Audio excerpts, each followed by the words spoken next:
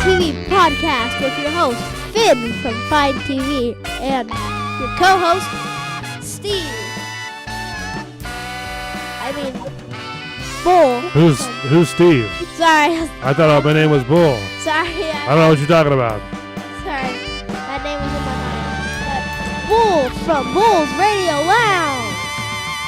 Well, the channel is Bull's Radio Lounge. The actual show is Findtv. You were still working on that, huh?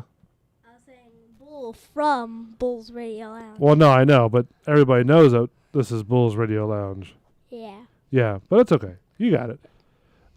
So Finn, welcome back to your show. I know we were supposed to do it on Friday, but things sort of got, a little bit hiccuped, Yeah. So we're back on the air as well.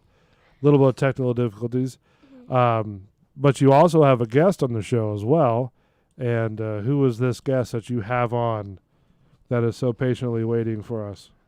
Joel Winecoop. Joel Winecoop from Winecoop Productions. He is a sole independent filmmaker and TV producer. He's done actually in one of his movies. Yeah, you were actually filmed in one of his movies today. That was awesome. I seen a little bit of the footage. It was great. I loved it. It looked really good. So let's get him on the phone right now. Finn, who do we have on the phone? Joel. And he makes movies, mostly horror movies. Uh-huh. And he sells them at Comic-Cons. Joel Winecoop from Winecoop Productions. How are you, my friend? Hey, guys. How are you? Good. You have the host from Findtv talking with you right now. Oh, very nice. Yellow. How you doing there, Finn? Good. All right.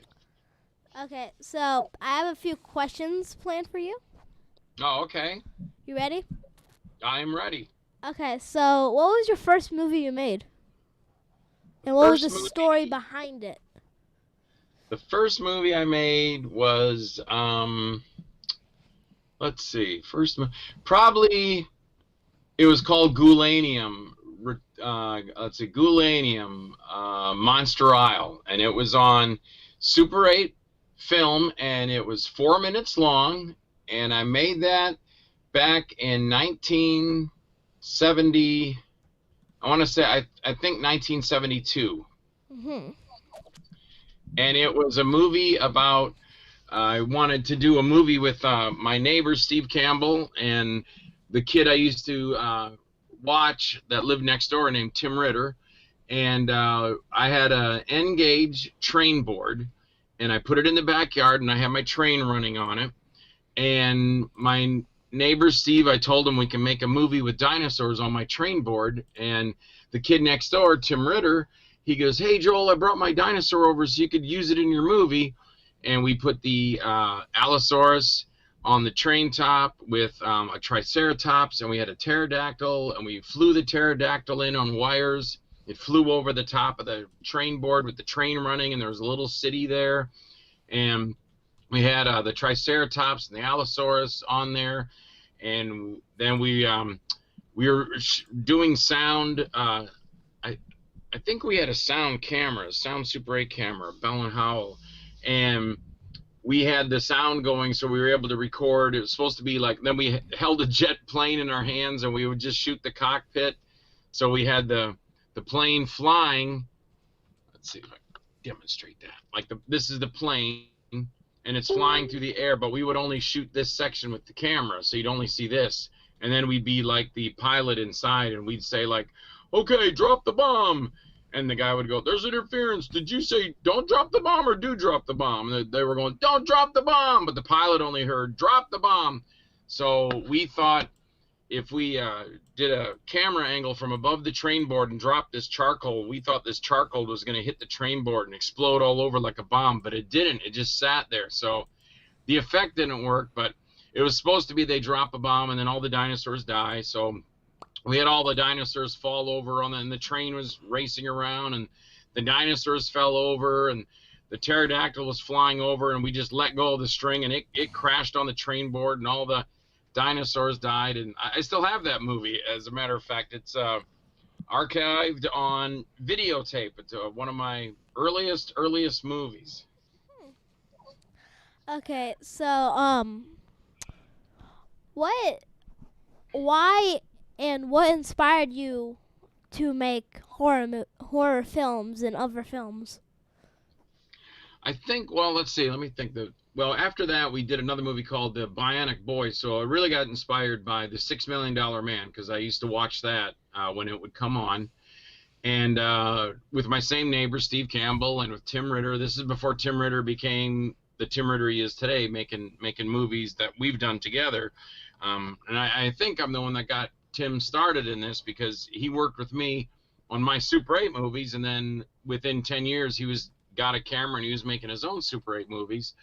So that was The Bionic Boy. That was really kind of the start. And then Tim and I got together in the 80s, and we were still going to do an action movie, and Tim wrote a script, but we couldn't do the effects. So we tried to come up with short stories, kind of like Twilight Zone, and I came up with 3 stories. So they weren't really horror, they were more like Twilight Zone, and Tim came up with 3 stories, and then he had a wraparound. And we released that on video, and it was called Twisted Illusions. But then Tim took that tape, the Twisted Illusions, and we had to go out and actually, we rented a place to edit the movie on video, and then we had to duplicate all the tapes, and then we went out and bought cases for the tapes, and then we had to make a cover. And we had a black and white cover at first, but nobody liked it. So I just told Tim, look, I'll just draw something. And then so I drew a monster crashing up out of a VCR. And it was kind of cool. So I showed Tim that, and he goes, yeah, that's cool, man. And then it was really expensive, too, because, like copier places are easy now. But in those days, it was very expensive. And I wanted to put a lot of color in it, and the guy was like, oh, that's going to cost this and that. And it was like, it was way up to like $300, and we were like, I can't do that. But the guy said something to me about, well, everything you have there, every little different line can be a different color. Or he said all the colors are what's going to cost you money. So I just drew the VCR green, or I can't remember if I drew the VCR green or red. I think I drew it green, and then I drew the monster crashing up out of the VCR red, and it was a big monster with big teeth and horns. And so that was on the cover of that. So that's what we sold. So we were selling more like a Twilight Zone movie. But that particular tape, Tim sent it away to Jeffrey Miller of Peerless Films in Chicago, and he really liked the Truth or Dare story, which was in it. So I guess that would probably be the one horror story in Twisted Illusions. And Jeff Miller watched the whole movie. He loved it, but he really loved Truth or Dare. And so right away we started up conversations, and Tim actually went to meet him in Chicago. And before you knew it, we had money to do Truth or Dare. And that's one of our probably biggest selling movies. In fact, it was really cool because we found out recently, I don't know, within the last year recently, that, oh my God, I forget his name now. Elijah Wood. That's one of Elijah Wood's favorite movies is Truth or Dare. He went on like 5 or 6 different talk shows, and he was talking about his favorite horror movie is Truth or Dare. So it was kind of cool to see that somebody like Elijah Wood had liked our work. So I guess that's what got us all, started into the horror. But I've done a lot more than horror. I've done horror, I've done action, sci-fi, martial arts, dark comedies. So I've pretty much done everything. Okay, so, and